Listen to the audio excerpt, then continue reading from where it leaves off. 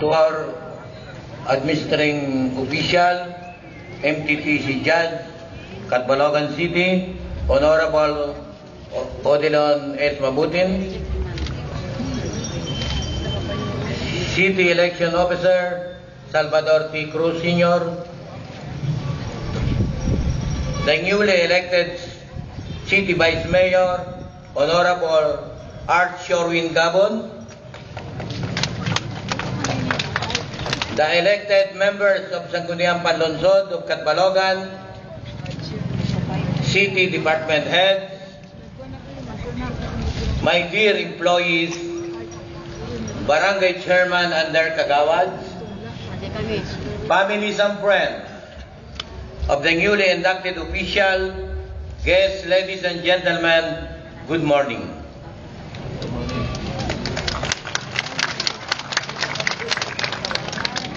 Once again, we are gathered here to witness the induction and assumption into office of the newly elected city official who won in the recently held election.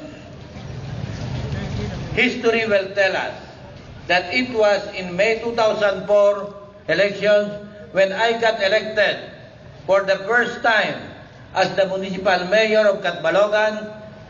Hatulog at tuig na akong pagkapot hininga posisyon como mayor ang Catbalogan, hadiri man la pagparayaw may adagad man nakita nga kaupayan pinaagihan pag-implementar han proyekto subay ang kamurayaw kauswagan o kalimpyo nga programa han aton administrasyon.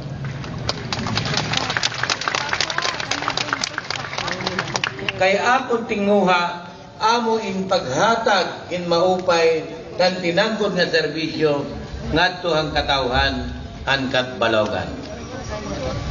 On May 10, 2007, you, the people of Catbalogan, give me another term of 3 years, for which I pledge to you that I would serve the Catbaloganos the best I could. As the first elected mayor of Catbalogan, city mayor of Catbalogan. Ang programa na aton natikanan didahan tuig 2004 aton padayon naging papatuman didahan tuig 2007. Ngadaya na agud dugang pa nga mapauswag ang panginabuhi ang atong mulupyo ang Catbalogan. The future of the city of Catbalogan lies in your hand.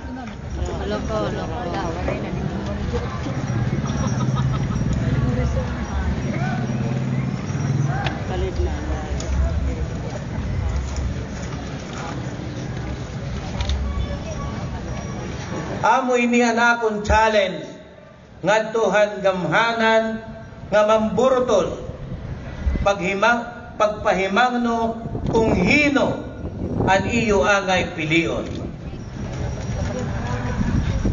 Kanya na naglabay nga piniliay. In the recently held elections, I ran under a platform of good performance and good governance.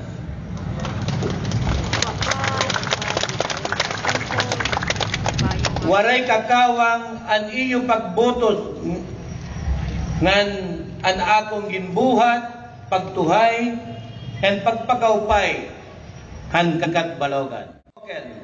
The result of the elections was overwhelming. I have just been given one last term of 3 years to continue the development and progress of Catbalogan. Dako na akong pagpapasalamat han iyo paghatag in padayon nga kumpiyansa han akon pagserbisyo ha iyo.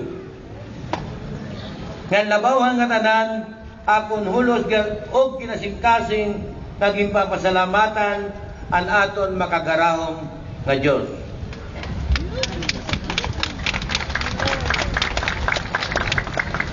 I stand before you today to accept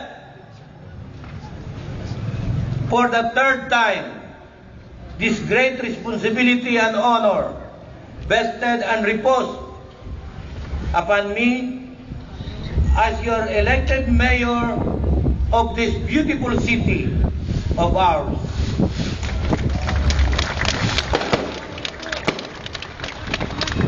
I will do everything in my power to continue serving you well for the good of the greatest number of our people. To my political opponents, pagkaurusa kita para han maupay na serbisyo han mga katauhan. Let us forgive one another and forget our political differences. Let us move on and be united so that our vision toward progress and development of Catbalogan will be completely realized by the end of my term in 2013. Kayang pagkaurusa, nagahatag hing kamurayaw, kauswagan o kalimpyo ang aton syudad ang Catbalogan. Akon pamilya, labis na ang akon hinigugma nga asawa na hihib, madamo nga salamat ha iyong pag-intindi ngan paghigugma.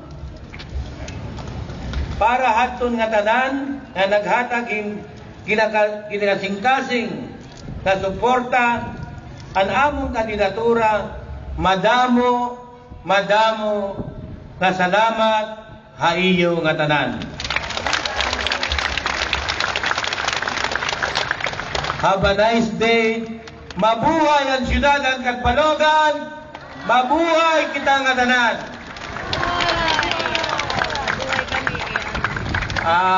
Ginimbitahan ko kamo pagkatapos ini diretso kita kusina di Cabral, agutin na sa Luzano naman lang. Okay, din natatapos ang atong mahinungganon nga burutang, mga buruhaton ng yan ang ataw. Madamo salamat sa inyong pagdatindir nan hinay-hinay kita pasyada kanto ang kusina di Cabral. Halaga.